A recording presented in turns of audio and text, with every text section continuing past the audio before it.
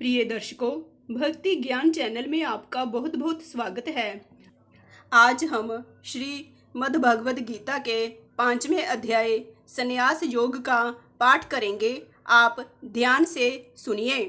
अर्जुन बोले, हे श्री कृष्ण, आपने पहले कर्मों का त्याग करने को कहा, फिर कर्म की प्रशंसा करते हो। इन दोनों में जो अधिक हितकर है वह एक बात निश्चय करके बतलाओ। भगवान श्री कृष्ण जी बोले, हे अर्जुन, कर्मों का त्याग और कर्मों का कर्ता ये दोनों ही मोक्ष प्राप्त करा देने वाले हैं, परंतु इन दोनों में कर्म त्याग से कर्म योग हितकर है। जो किसी से द्वेष नहीं रखता और ना किसी पदार्थ की इच्छा ही करता है, वही नित्य सन्यासी है। सन्यास और योग को मूर्ख लोग ही अलग अलग कहते हैं। जो इन दोनों में से एक में भी अच्छी तरह स्थित हो जाता है, उसको दोनों का फल प्राप्त होता है। ज्ञान योगियों को जो स्थान मिलता है, वही स्थान कर्म योगियों को भी प्राप्त होता है।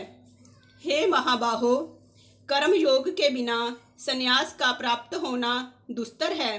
कर्म करने वाले मुनिजनों को ब्रह्म प्राप्त होने में विलंब नहीं लगता।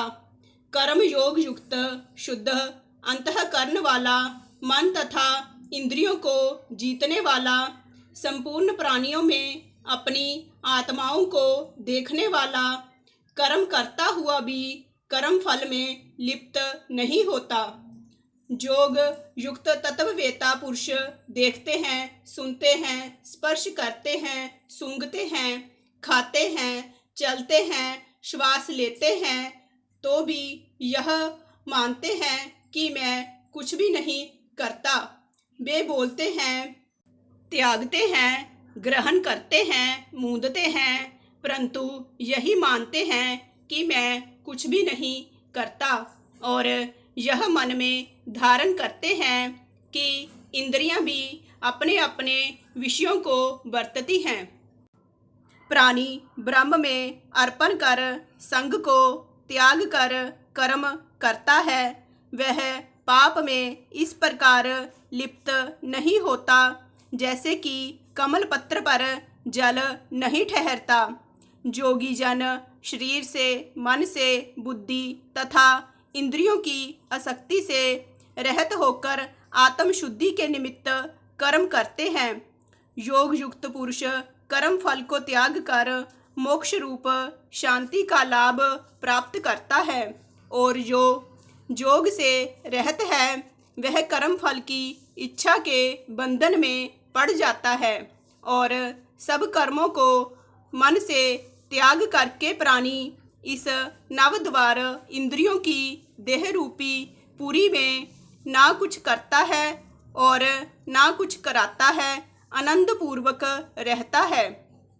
परमेश्वर किसी कर्म में प्रवृत्त नहीं करता, कर्म और कर्म फल को उत्पन्न नहीं करता। ये सब प्रवृत्तियों के द्वारा होते हैं। परमेश्वर किसी के पुण्य तथा पापों को ग्रहण नहीं करता।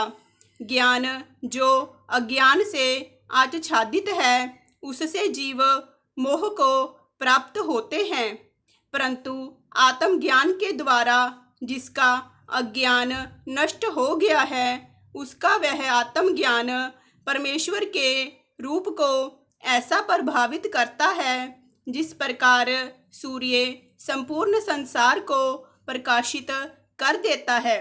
उसी परमात्मा में जिन मनुष्यों की बुद्धि स्थिर है और उसी में मन को लगाए रहते हैं, उसी में निष्ठा रखते हैं, और जो सदा उसी के चिंतन में लगे रहते हैं, ज्ञान द्वारा जिनके सब पाप नष्ट हो गए हैं, वे इस संसार में पुनः जन्म नहीं लेते, क्योंकि ब्रह्म निर्दोष और सर्वत्र समान है। इसलिए वे ब्रह्म को प्राप्त हो जाते हैं, जो प्रिय पदार्थ को पाकर प्रसन्न और अप्रिय पदार्थ को पाकर खिन्न नहीं होते, ऐसे स्थिर बुद्धि वाले मोह रहित ब्रह्मवेत्ता को ब्रह्म में स्थिर जानो। जो बाहरी पदार्थों में चित्त को आसक्त नहीं होने देता, वही आत्म सुख का अनुभव करता है। इंद्रियों के स्पर्श से जो भोग किए जाते हैं वे वस्तुतः दुखदायी होते हैं। उनका आदि भी है और अंत भी है। हे कौन्तेय, ज्ञानी लोग ऐसे भोगों में रत नहीं होते। शरीर छूटने के पहले जो मनुष्य काम और क्रोध के वेग को सहन करने में समर्थ होता है, वह योगी और सच्चा सुखी है।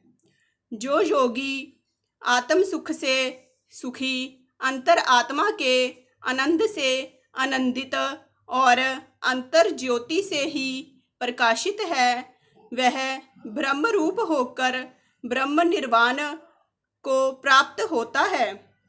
काम तथा क्रोध जिनमें नहीं है, मन के वेग को जिसने रोक लिया है, ऐसे आत्मज्ञानी योगियों को ब्रह्म निर्वाण सहज ही प्राप्त हो जाता है।